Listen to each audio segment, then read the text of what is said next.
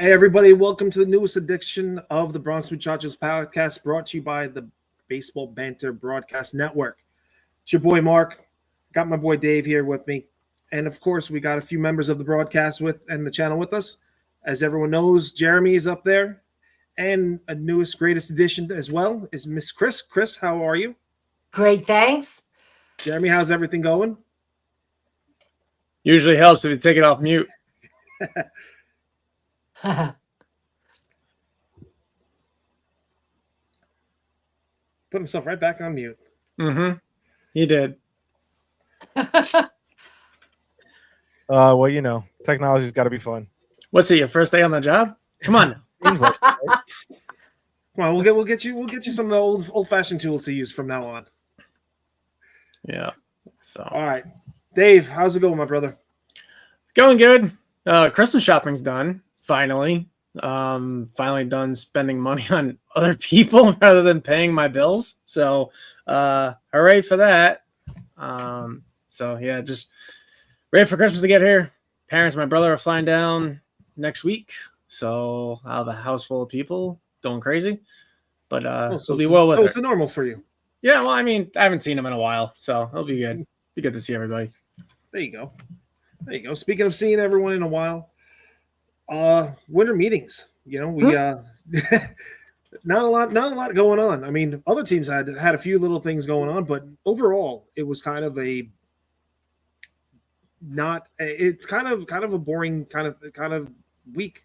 You know, you had Edwin Diaz, you had Pete Alonso. I mean, that was, you kind of thought that, and obviously Kyle Schwarber, you thought that things were going to happen, but they really didn't. But before we get into like the nitty gritty of all that stuff, I want to take it back to Sunday. Dave and I had a show on Sunday, and then after that is when really the meeting started. And one of the things that happened was Brian Cashman was speaking, and he had two different interviews. He had one interview with the Yes Network where he kind of, you know, rah, everything was good. It was, but the main interview I want to talk about is what he said on the MLB channel and with the MLB hosts. And that was, I think, a lot more interesting and indicative of what's going to be happening. Couple notes that we'll discuss about is if the spring training started today, he said Jason Domínguez had the leg up. And when I say spring training start today, that there is no other moves happening. Domínguez would have the leg up for left field over everybody else.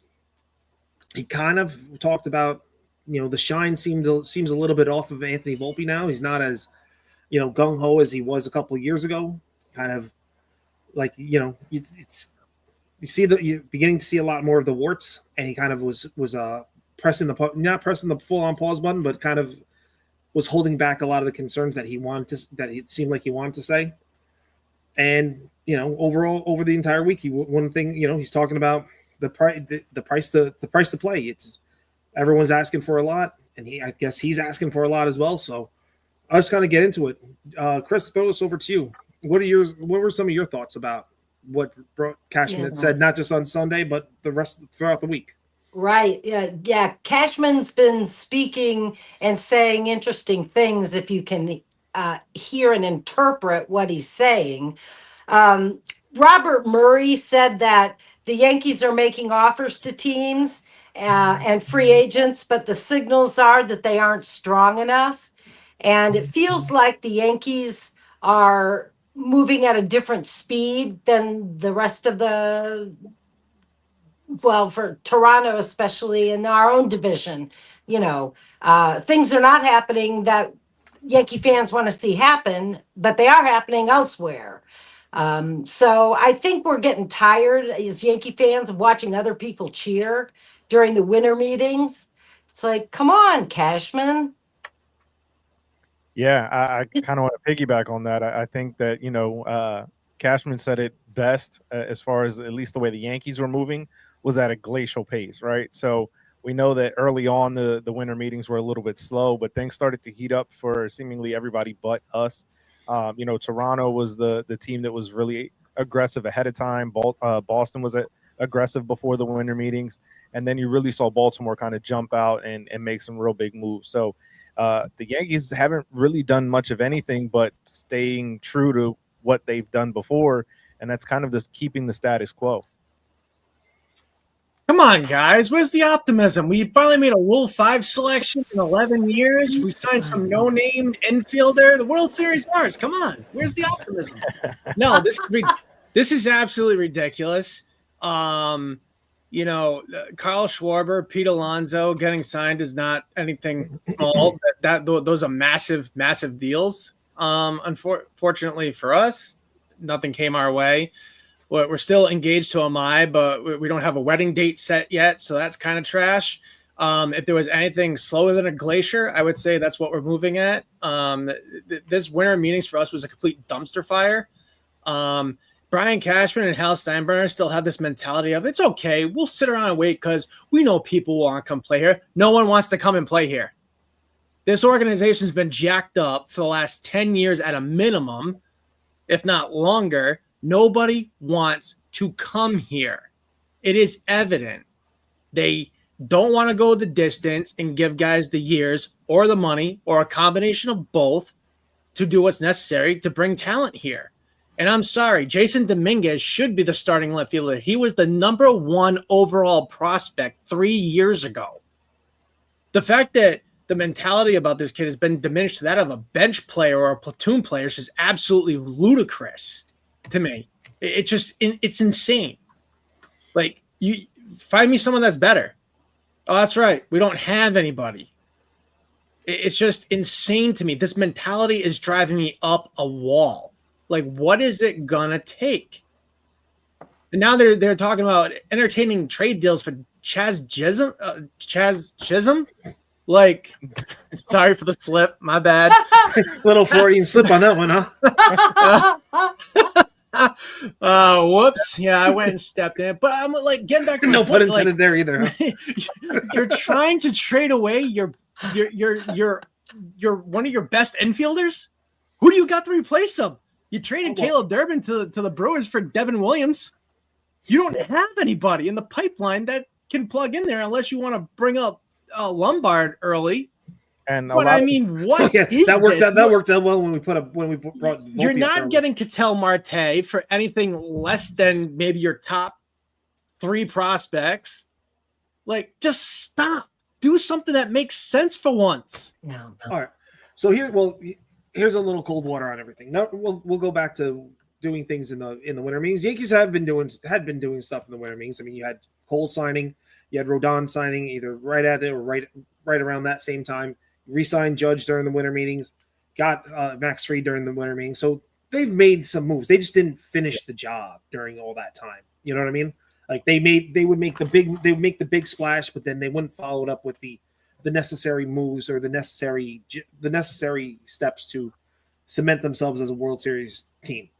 And to Dave, your point, Ketel Marte is a upgrade over Jazz Chisholm. Jazz Chisholm has too many mental lapses, both offensively, defensively. Ketel Marte will handle that. And I believe, if I'm not mistaken, Ketel Marte is a switch hitter, so it works well. It's gonna at second, he could be a second baseman. He's got a really team-friendly deal right up the alley. And the Yankees are a great match with Arizona because Arizona's looking for young pitching that is MLB ready. We have that. We have Luis Hill. Got Schlittler, in essence. You got Warren. You know, you do have guys that you can send over there. So they're a good trading matchup for that reason. You really think they're going to trade Cam Schlittler after the year he had? No, I'm not saying that they're going to trade him. I'm just saying that that's a name. No, but that's what they're going to. That's what Arizona is going to ask for. They can ask for it, but they could also ask for a Ben. They can also ask for a Ben Hess. They could also ask for an ERC. They could also ask for a Legrande. They can ask for a Bryce Cunningham too. Those guys are close. Those guys are close to being MLB ready. Yeah, so that's what I'm saying. That there's names. I'm just throwing names out there of the people who are ready. I just don't see it happening because we see with every team that we've seen the matchup well with as a trade partner, there's always a Yankees tax. They always want above and beyond what the actual market value is, and they'll go and get a lesser trade package from another team. It always happens. It's been happening for the last 5 years. Oh, that's why you got to be. That's why they got to get creative. Maybe get a third team involved in it. Yeah, no, I mean, just to kind of piggyback on Mark's point, Jacob B Speaks on Twitter put this out. right before the winter meetings and then right after it, kind of, pulling up everything that the Yankees have done at the winter meetings. So in 2019 was Cole. 2020 and 21, there were no winter meetings. But 22, we re-signed Judge. 23, we traded for Soto. Last year was Max Fried. And this year was Crickets, right? So it to Mark's point, we have been active in previous winter meetings. It just happened to be that this one, really nothing kind of broke the Yankees' way. I wasn't referring to years past. I was talking about this year specifically. I know we've done stuff in the past. I'm just saying, like, this year specifically was trash. Well, I think one of the major points to this year's winter meetings, if you look at all the signings, they're not big. There was not a lot of big money that went on. A 5 for 155 for Alonso, that was the biggest market mover. 5 for 150 with Schwarber. Then you got 3 for 69 million with Edwin Diaz, and even that, some of that's deferred. So I think the looming lockout is really taking its toll on what's going on and how people are doing business, to be honest with you. And if the Yankees do make a move, it's going to be one. They're going for one person. It's going to be Cody Bellinger. That's their A, B, and C. I don't see them going after any of the Japanese players right now, and a lot of people are reporting that as well. They're just having conversations, so they might do a trade and a signing, one big signing, and try to trade for starting pitching. Yeah, I think that when you look at the way that this team is constructed, right, and you start to think about them in comparison to some of the other teams that you see as kind of, World Series contenders, right, the Dodgers, the Blue Jays, and you start to see how there's a lot more holes in the Yankees lineup that need to be addressed. And one off season isn't going to make those changes, right? Like, you would have to go through and try to almost not overhaul completely, obviously, because there are some quality players here. Jazz is by early rankings the third best second baseman in the game right now.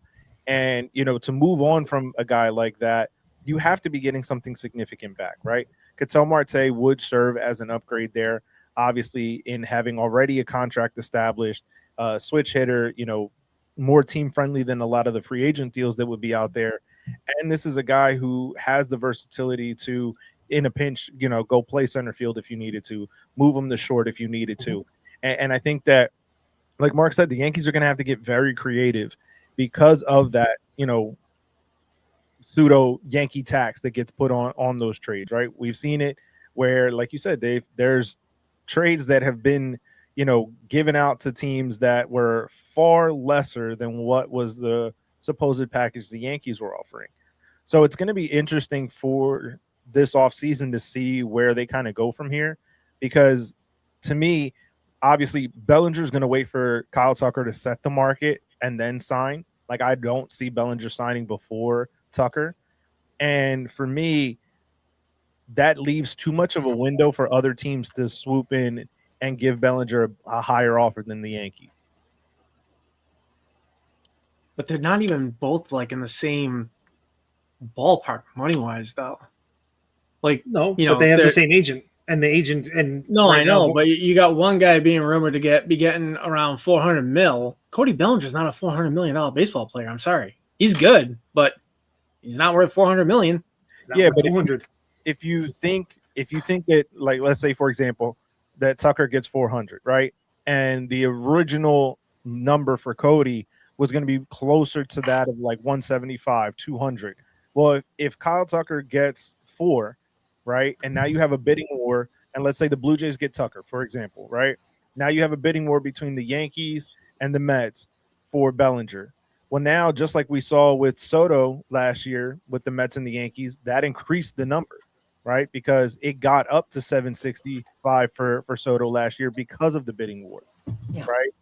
And so for me, that's where Bellinger, even though, yes, he's older, not necessarily the same kind of offensive player that Kyle Tucker is, that's what allows that bidding war to go up, is removing Tucker from the board, right? And obviously, that's why, Scott Boras, as Cody's agent, is going to wait for that. He's going to tell Cody, let's wait till after Tucker signs, right? Tucker's not his client, so he's not going to put the market in that way. And when Tucker was his client, I thought he had Tucker. He had Tucker and Cody. Now he had Tucker, Alonso, and Bregman this offseason are his big moves. And then obviously on the trade side is Tarek Skubal from the Tigers. But no, Tucker has different representation. I don't remember exactly off the top of my head, but it's somebody different. But he's going to wait for that because he knows that he can get more out of pitting teams that miss out on Tucker against each other. So to me, that's what's really going to drive Cody's market up. And the Yankees, have kind of been hinting at the fact of not wanting to spend at a certain level. And with that, that's where that kind of falls into place. So Tucker's represented by Excel. Casey Close. Yeah. Casey Close, yeah. Derek Jeter's old agent. Mm-hmm. When I was thinking about the winter meetings, I went back to things Cashman said, things he actually said. And one of the things he said was, so you try to navigate the best you possibly can, and you blend the veteran with the young up-and-coming players and come out with a strong product. And I decided to kind of deep dive on that comment that he made. This strong product approach is making the Yankees competitive, but it's not winning World Series. The veteran talent that they bring in, yeah, that's fine. Goldschmidt, nobody who doesn't want to see Paul Goldschmidt, for God's sakes, and he had something in the tank, and I think everybody, Rizzo, that was a big success. But I think that in general, the Yankees are so conservative that they've actually achieved a comfortable stasis, that they just fit people into this static system that they've got. They hug prospects. They don't let them go when they should. It seems to me. They just under Hal's ownership, they've just become comfortably competitive. They're just static. I mean, it would be great if they used that blending veterans with young players mentality if it actually worked. That's the same thing they did in 1996. Right. You had half up and coming, I call it's really the Fab Five. And then you had Charlie Hayes, Wade Boggs, John Wetland, Jimmy Key, and I can go on and on. But if they could recreate that, cool. But you're not using the right young talent, at least it seems like it, or you're not managing them the right way. It comes down to player management, and they're not doing it. Look at what they did with Oswald Peraza. They absolutely ruined that kid. Yeah. He was the best defensive infielder in their farm system at the time, and they just brought him up to rot on the bench when he should have been the starting shortstop going into the 2023 season. Yeah. But nope. Anthony Volpe batted .377 in spring training. Give him the keys to the Ferrari. Yeah. How's that working out? I've said enough. Not well for either of them. But no, I think to just kind of piggyback on Chris's point, I think the goalpost has moved, right? When you look at what the organization has been saying over the last several years, the biggest thing that I've noticed with the Yankees and how they've been operating is we're not meeting the same goal that was once set out by this organization, right? Exactly. The pulse was alive. The mantra was win or nothing. Like it was win the World Series or bust. There was no middle ground, right? Then you had the captain, Derek Jeter, who was echoing the same sentiment that if you don't win the World Series, it was a failure of a year. Now that goalpost has shifted from winning the World Series to being competitive and playing in the postseason. And that's it. Right. If you just get to the postseason, then, the famous Cashman line at this point that we hear every single year is it's a crapshoot. Right. Yeah. The postseason is a crapshoot that anybody can win.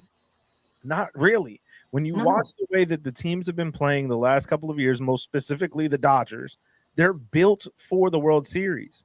They're building a team from the moment that the season ends to the next season begins, a team that is built for the World Series, not for the grind of 162. And to me, what made that stand out even more so this past year was the fact that the Dodgers were playing in the wild card round. They were the third division winner in this past season, and they're the team that went on to win the World Series.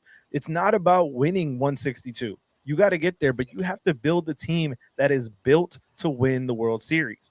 And right now, Yes. the Yankees are constructed, and the way that the front office is managing it, and the way that they're acquiring guys, it is not seeming to me, at least, that this team is trying to build to win a World Series.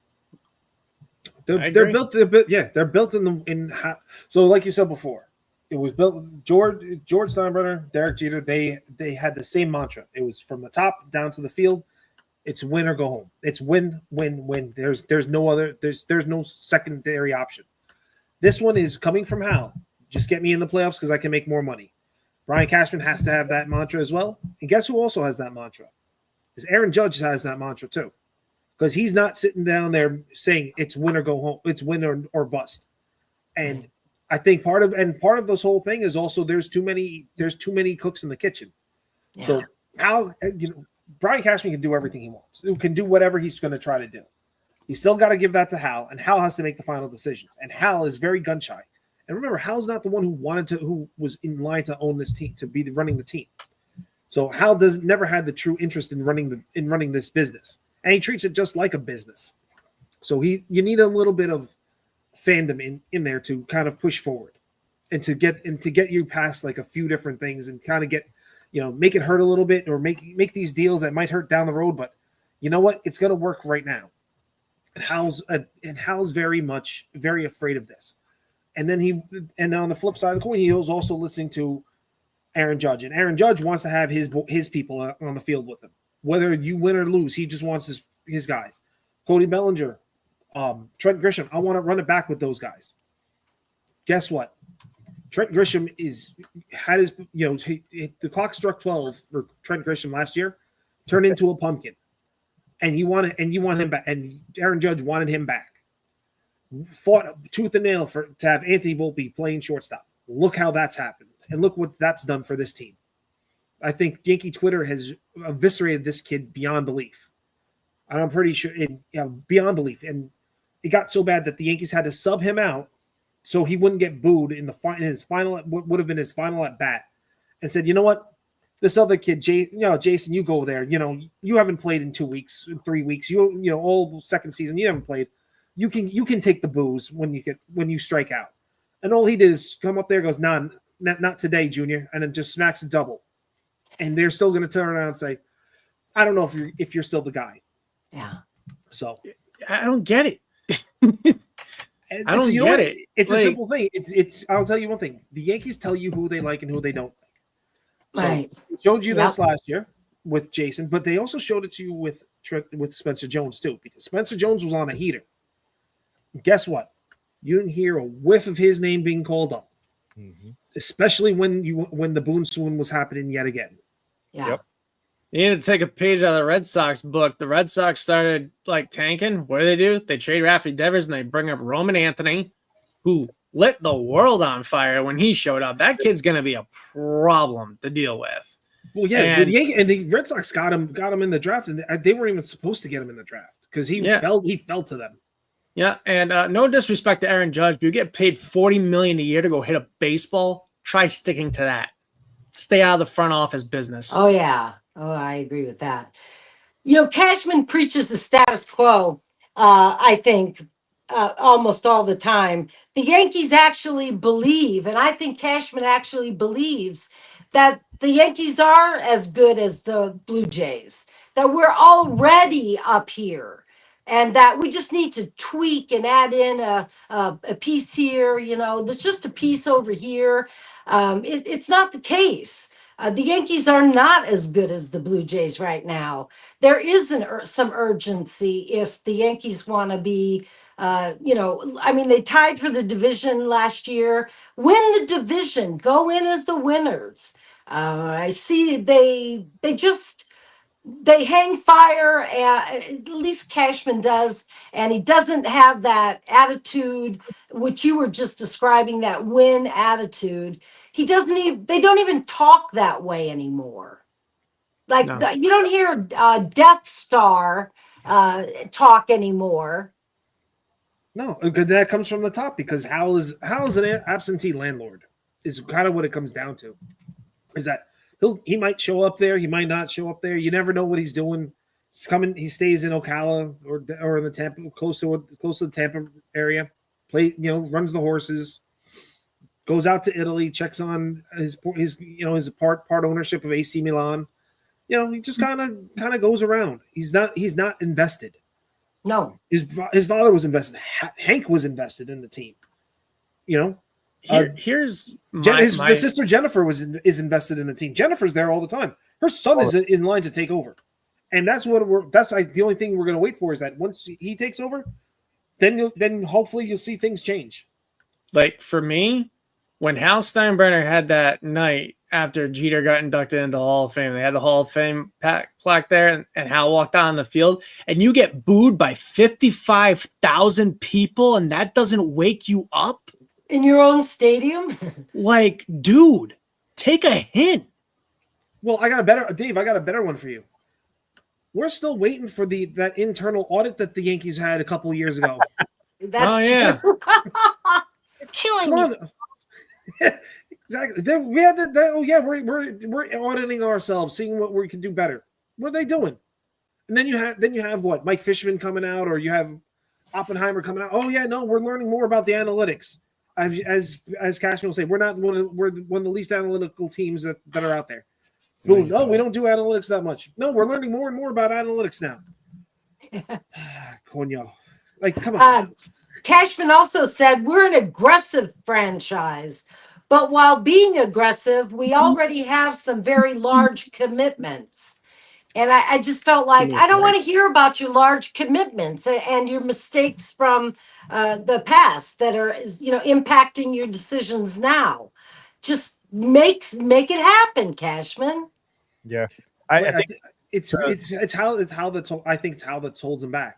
And if Jeremy, you were going to say that, sorry for stepping on you, but yeah, I think it's Hal. It's Hal kind of Cashman is a great meat shield.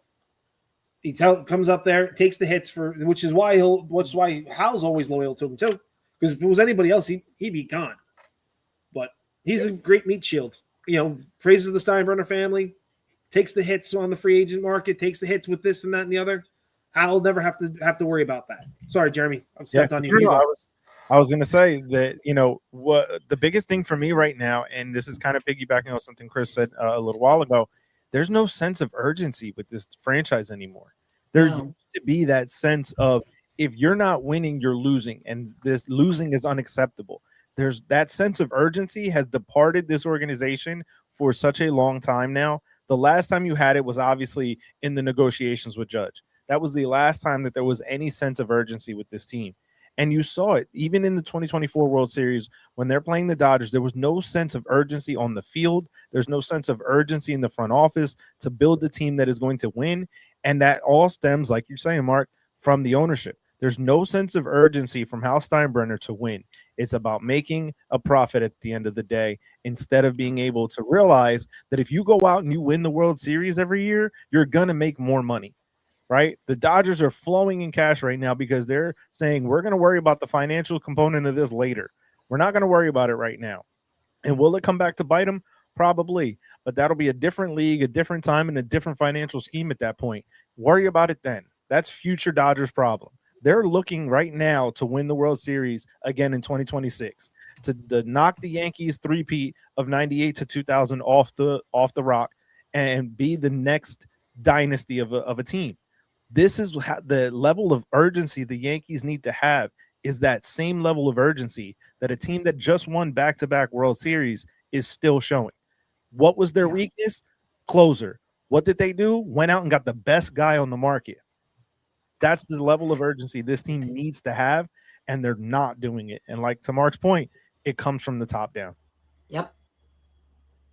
Oh, and then don't forget, let's not let him side Bubba Boone over there. He's also another one that doesn't have that urgency. Oh, I love our togetherness after losing the World Series. We were right there.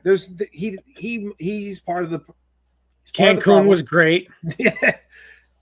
Yeah. No, you're right, Dave. Cancun's great. Just hanging out. Oh, I'm gonna, the season's okay, cool. I'm going down to Philadelphia. I'm going to go hang out, watch a football game there, or I'm going to do this, or going down to North Carolina because my son's on, his son's on the staff with Bill Belichick or something like that. We're good.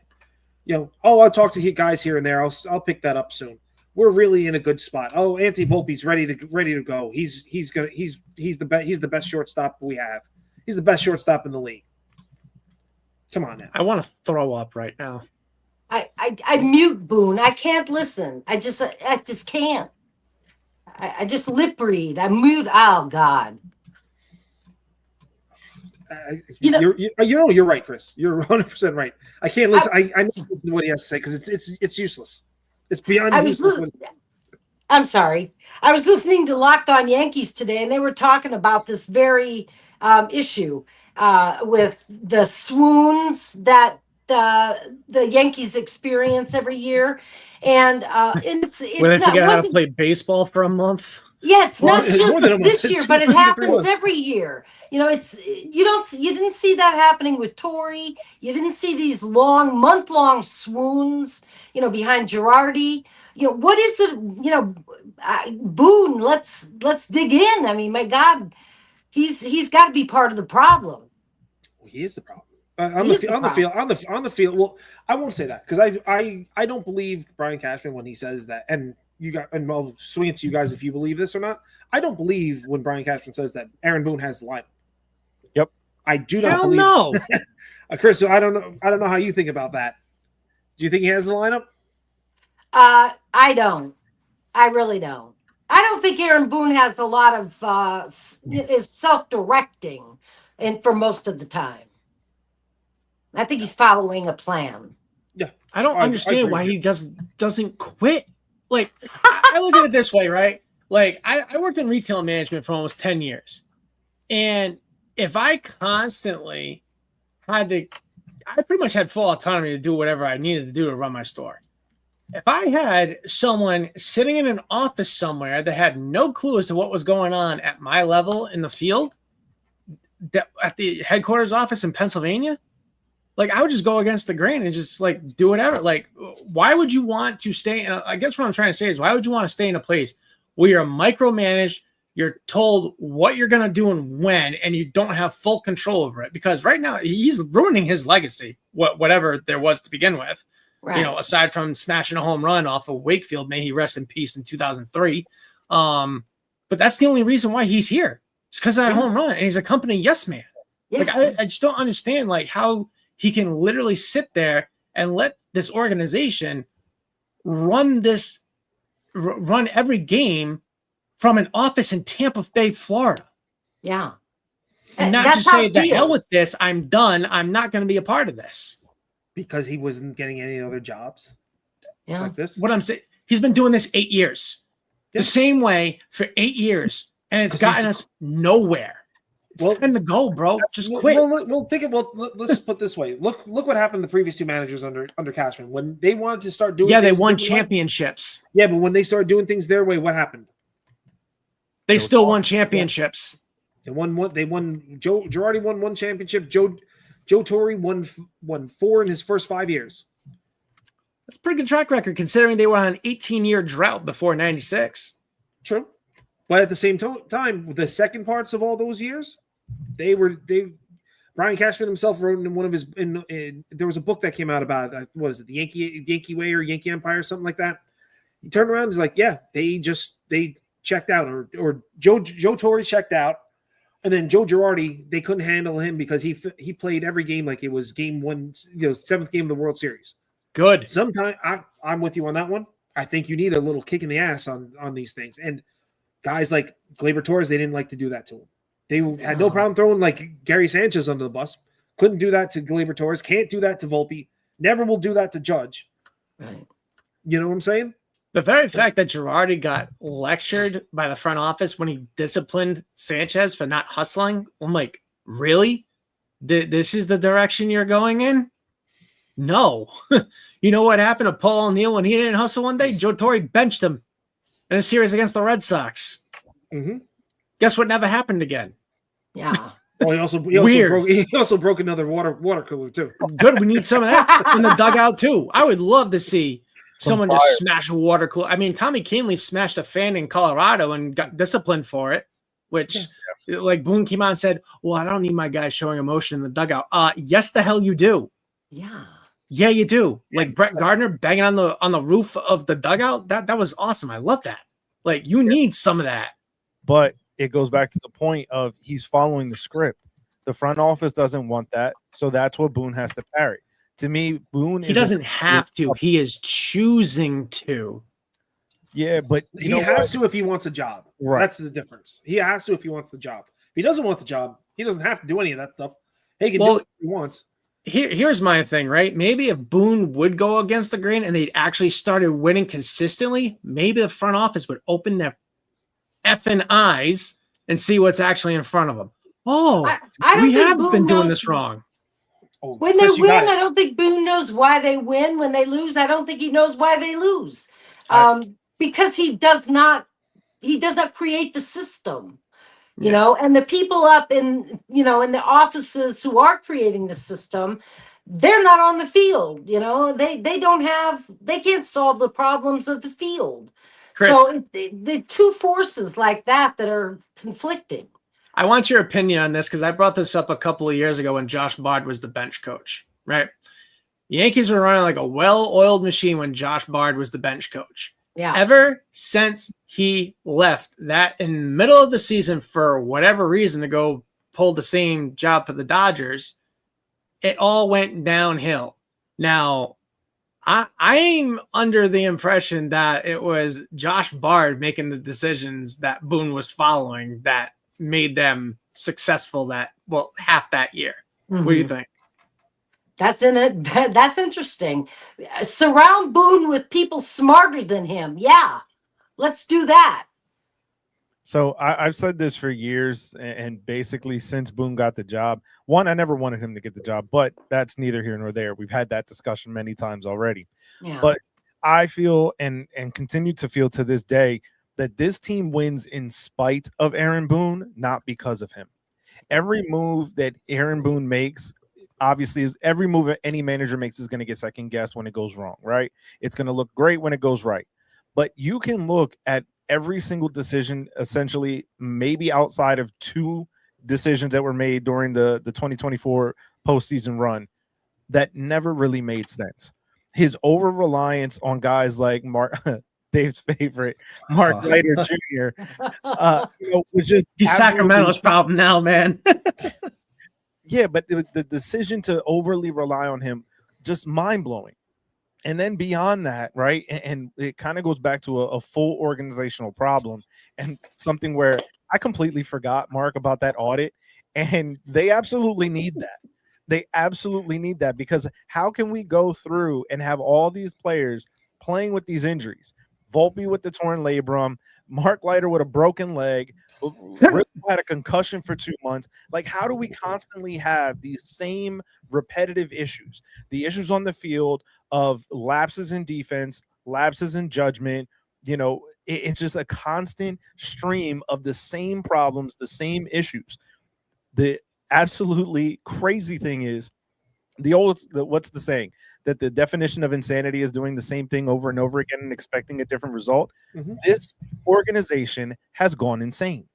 Yeah. They have done the same thing repeatedly with no different result, and yet they still continue to do the same thing. Well, you got Anthony Volpe saying that he heard a pop in his shoulder, and you still run that kid out there every day?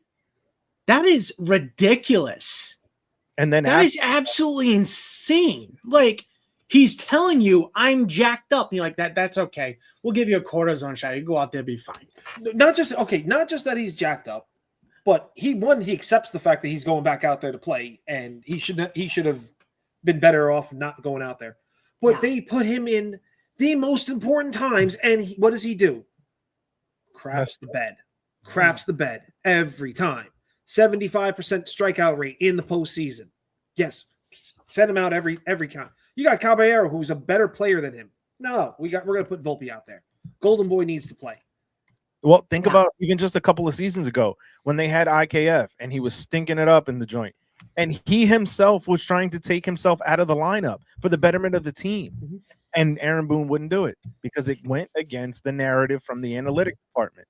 Right. And the analytic department will come by, and part of what with Boone is that they don't believe in hot streaks. They don't believe that No, they don't. No, they turn around and say that everything is a predetermined outcome, how it's going to be. Yep. That if say Jason Domínguez is going batting 500 for his last 20 at bats, if he's going to sit the next game, he's going to sit the next game no matter what. And you lose all the momentum and this stupid rotation that they were doing last year. And then they're going to probably screw him up again this year.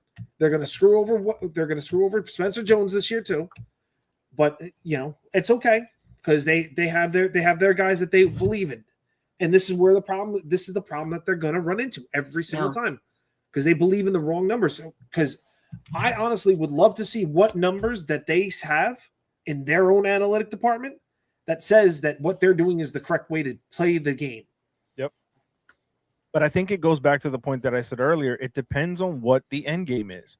If the end game is to just get to the postseason, then they win. Is built for 162, and they're reaching the goal, right? Yep. But if the goalpost is to win a World Series, they're failing the mark and failing it pretty miserably. Yeah. Oh yeah. Then we as a fan base should start boycotting spring training and start boycotting going to games. That's the only way they're going to get the message. The Red Sox Nation did this in 2012, 2013. Their ticket sales plummeted. And then John Henry finally got his head out of his rear end and did the right thing. And they ended up winning the World Series in 2018. And 2013. Yeah. So the chickens are going to come home to roost at some point. Yeah. It's just a matter of when. I think that if that does happen, it'll come after the judge era or the judge window has fully shut. That would be a crime in itself. But we've got. I will say, being a Yankee podcast, we did hammer down on a lot of the negatives that have been going on here. I'm sorry. What positive happened this week? Remind me. I was just going to throw out a positive. I was going to ask you guys a question. Sure. It seemed to me that the Yankees system under Rothschild, when he was here, like Sonny Gray is the poster boy for the Rothschild era. It seems to me that the one area of Yankees baseball that does work is the pitching. Matt Blake seems to me like he's got that, the pitching where it needs to be. I don't feel like he gets all that interference from above because after all, it's so specialized. You can't expect Hal to be dictating the pitching. Well, maybe he'll someday want to, call pitches. I don't know. But anyway, what do you think about the Matt Blake, that this system works with the pitching? I'm going to push back on this just a little bit because when you're bringing Devin Williams into a game where it's a home run away from tying the game and he ties the game by giving up a home run. Right. I'm sorry. That's not Matt Blake being a genius. That's coming from up top somewhere. Okay. Or Clay Holmes giving up a game-winning grand slam against the Texas Rangers in August. Like, there are some pitching decisions that just go so sideways. You're like, where the hell is this coming from? Because yes, Matt Blake is a genius. And some of the stuff, some of the pitching changes that the pitching decisions they make just make you scratch your head and go, why the hell did we do that? Right. Yeah. But it goes back. I blame Boone for that. But it goes back to the point of who's making those calls. Right. So it's obviously not coming from Blake. The one that's going to be the face of those decisions is Boone, but we all believe that that's not actually coming from Boone. Right. So the reason why the pitching is head and shoulders above where our pitching development is head and shoulders above the position player and the hitting development is a tandem, not just Matt Blake, but the Yankees hired a lot of the guys from Driveline Baseball. And they have implemented a lot of things. The gas station. Tampa has the gas station. Like one of the major things, especially when they signed Garrett Cole, was Larry Rothschild was canned. They brought Matt Blake in, and then all of a sudden Cole and Blake are sitting there talking about pitch shapes. They get all the high resolution cameras, they get the high speed cameras all over the place. These are things that Garrett Cole wanted to have. These are things that Sonny Gray wanted to have, but Larry Rothschild was not into it. Larry Rothschild was about sliders, curveballs, changeups, things like that, the junk pitches, where Sonny Gray was more of a fastball pitcher. It didn't work out. And the Yankees didn't push to have him pitch the way he wanted to pitch. They changed all that and got someone that's going to align with what Garrett Cole wanted, and everyone's followed in suit. In turn, that's also crept its way down throughout the system, which is why you have guys coming through here, and they're coming up really well.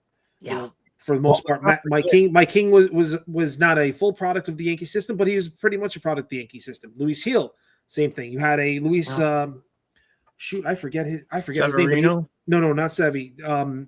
He was part of Medina. Yes, Louis Medina. Oh yeah, he was if he could ever have harnessed that pitch, man, he was throwing. He's a free agent.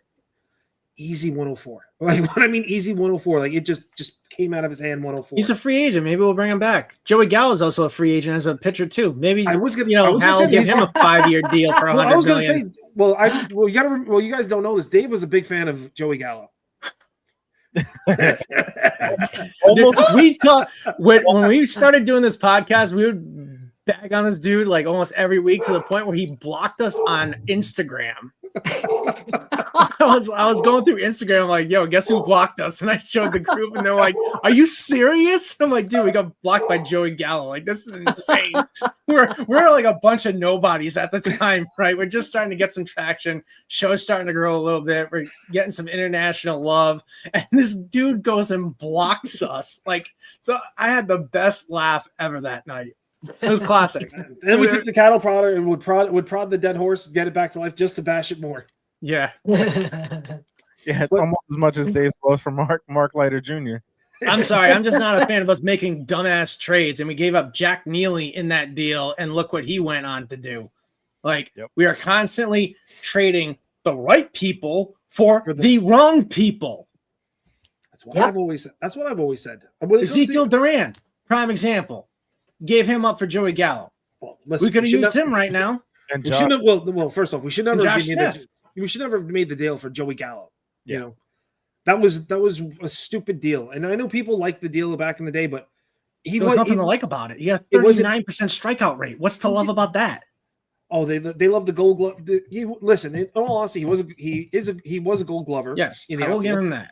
And he was a power bat, but he wasn't. But that's not what the Yankees need. They needed contact. And power bat that's 125. Yeah, that's what I'm saying. He wasn't a contact guy. They needed Rizzo, and they got Rizzo, and Rizzo was the contact guy for them. And they still need that. They still need a contact guy. They still need contact Yeah. guys. Hey, Well, they had one in DJ LeMahieu, but he had to go on and have feet problems, and that was the end of that. Well, the minute they signed his contract, he was injured from that point on. Yeah. Let me pose this question to everybody, right? Contact hitter, need some left-handed bats. We need a first baseman, technically. No, we didn't. Luis Arias. How does everybody feel about maybe the possibility of hypothetically signing him? I've always liked him. Hits for contact, drives in runs, would make a great leadoff hitter since we went the whole season trying to figure out who the hell our leadoff hitter is. You would kill 3 birds with 1 stone. I'm going to push back on one thing. We don't need left-handed bats. We have abundance of left-handed bats. Yeah, Whatever. 2012 or 20. When was Voigt here? 2020, 2019, 17. 2 right-handed. Now we're 2 left-handed. Like, well, yeah, I guess being left-handed wouldn't be a bad thing considering it's only 314 down the right field line and 318 down the left field line. But yeah, so I think the idea of Arias has always intrigued me, right? Because of that contact ability. But the other problem is with him is that he's a poor defensive first baseman, even poorer defensive second baseman, and you already have Giancarlo at the DH, right? So you don't really have a place to hide him. You're already going to be dealing with a poor first baseman defensively in Ben Rice.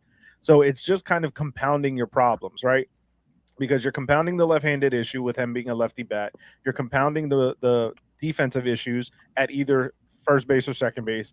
And then you don't really have a position for him because his best position is hitter, and you have Giancarlo for that. So while I love the idea of what he could be as a leadoff guy, as a contact guy, the other parts of his game, which is where it would present more of an issue. Yeah, no, I get it. He Now- fit right in. You don't need to catch the ball. It'll be fine. The fans will catch Exactly. it for you. You don't need no, to catch the ball. Judge will hit the home runs. That's probably why they won't sign him, because he hits for high average. We can't have any of that. You to play here, you can't bat above 250. They'll get rid of you. Yeah. you can't even hit 250 unless you're Judge. Or if you start to hit 250, they'll start benching you. Yeah. Like they did with Yeah, Oh, he Domínguez. needs a day off. He's on a heater. He needs a day off. Exactly. Oh. Yeah. Yeah, as soon as you get hot. Swear to God, like they're just sitting in that clubhouse passing around the VSOP, and they're all taking shots before the game, like, or rolling a doobie or something. I don't know, but like there's something weird going on, man. Yeah, I just want to kind of circle back a little bit real quick to Chris's question about Matt Blake. You know, let's not forget where we got Blake from was from the Guardians.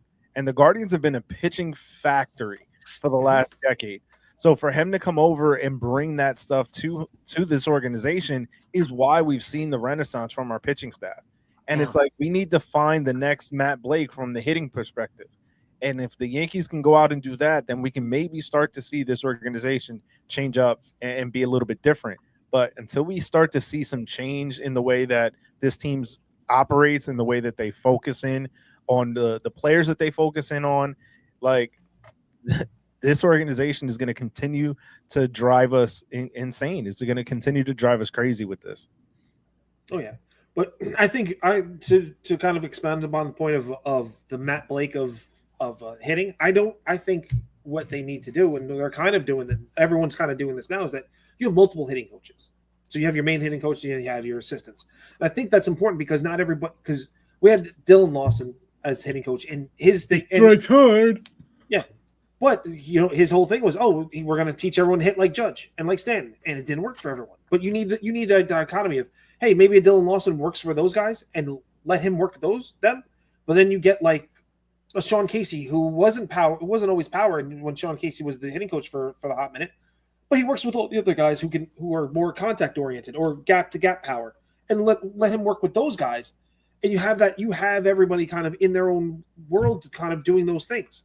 You can kind of cross over. Hey, I'm a little bit too power heavy. What can I do to flatten out to get a little bit more contact on me? Let's go over here, see what drills we can do here, and vice versa. Hey, I want to add some more power to my bat. Let's see what we can do over here. But I think that it's more, hey, launch angle, exit velocity. I think that I was listening to Clint Frazier speak, and he said during his time at the Yankees, they were demanding that everyone has had like at least a 95-mile-an-hour exit velocity. Like, doesn't matter where the ball went, it just had to be hit 95 miles an hour, and that was a good at bat for them. So this is a systemic problem that goes through the minor leagues and coming back up. You know, I've talked to a bunch of my guys on the prospect side, and they're, you see a lot of the fielders, they get arm injuries because they're trying to max out their throws from right field going to third base. And you do that over and over again. Okay, your exit velocity and your throwing velocity has to be at least 90 plus miles an hour. And then we're going to get you up and up and up into the higher 90s. And then we're going to do that and continue to do that. And then all of a sudden, 16-year-olds, 17-year-olds, they're coming down with shoulder problems. Why are they coming down with shoulder problems? Because you're doing this repetitive motion every day for 7 days a week. And what's going to happen? You're going to hurt yourself and you're going to tear something. And then you have to break it down and build them back up. So there's a lot of internal issues that they need to do. And I don't think that those are going to get changed until Brian Cashman either leaves the organization or moves up into a different portion of the organization where they have actually somebody taking the next person taking over as the GM, senior VP, whatever, head of baseball ops type of stuff. Yeah, I think that to me is the biggest thing. It's like I've always, for a very long time, defended Cashman, and mostly because of listening to other teams and fans of other teams, right?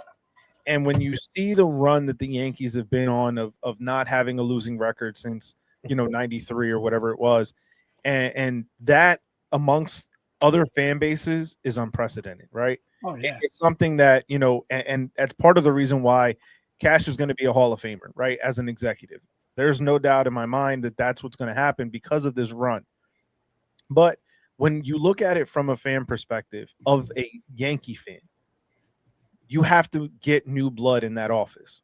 And, Cash, he's the fifth Steinbrenner child. Like he's not going anywhere, right?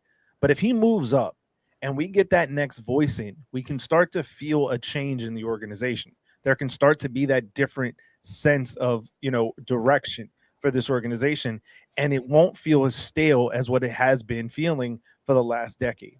And that to me is going to be the way that this organization starts to change. And Mark, like you said, whether it's, Jennifer's son that takes over as the managing general partner and starts to make different moves that way. But there has to be some sort of change in this organization, whether from the top down or from the front office. There has to be a change to get some different voices in that room to start making some different decisions. Jessica should be the so no Mike Fishman then, right? No Mike Fishman. You're not in for Mike Fishman taking over. No, he was an insurance adjuster. What does he know about baseball? I was joking.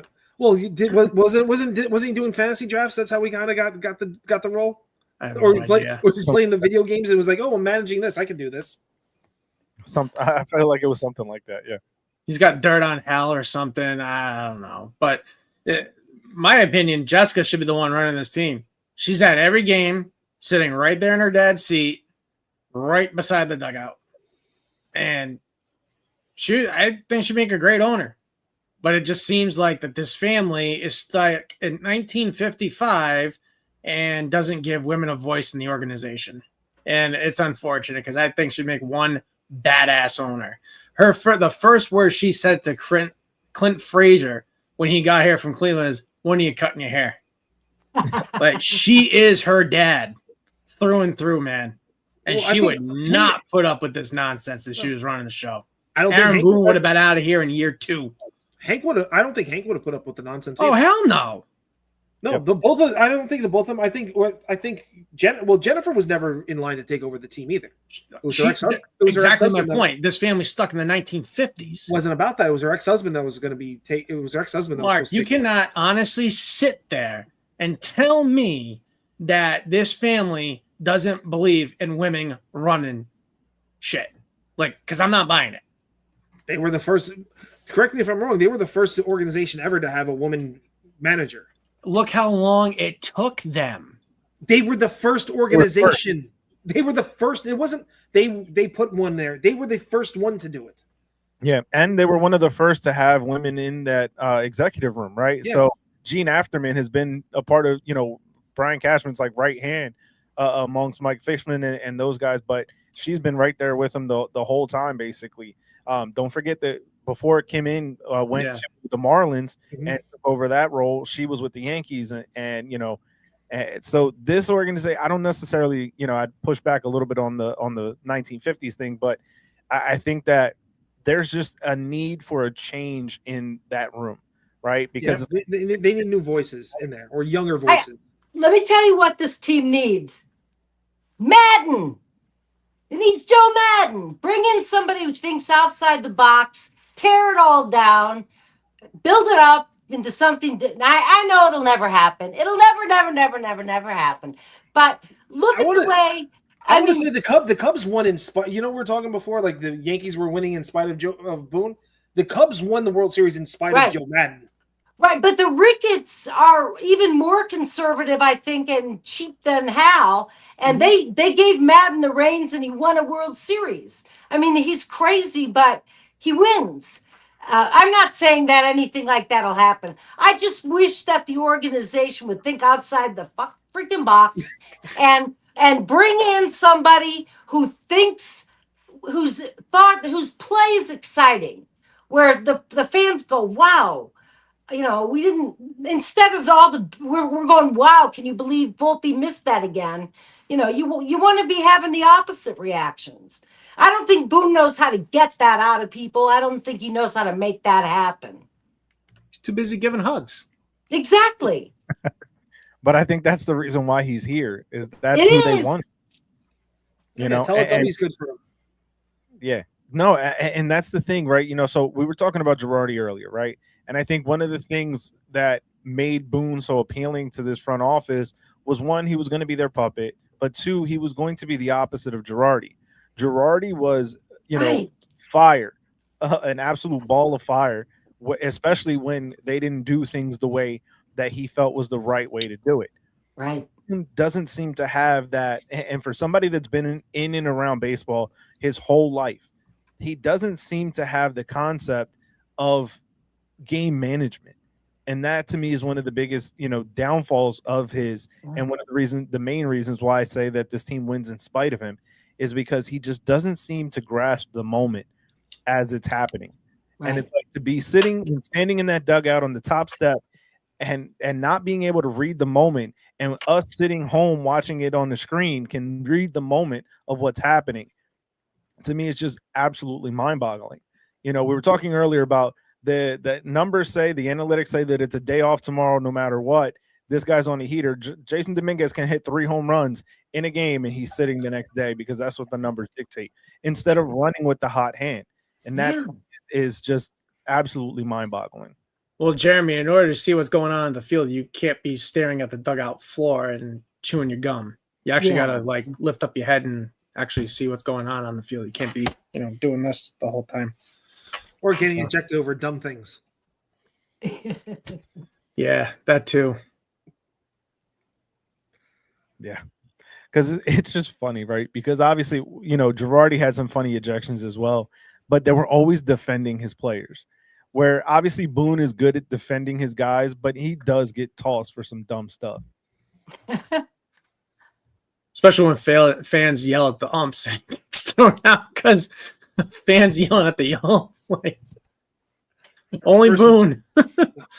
So Boone should have been. We're talking about when Boone should have been fired. Boone should have been fired when he announced that he was bullied by an umpire. At that point, when you announced you got bullied by an umpire, that's when you should have been fired. Forgot about that one. Showing on the bear where the umpire hurts you.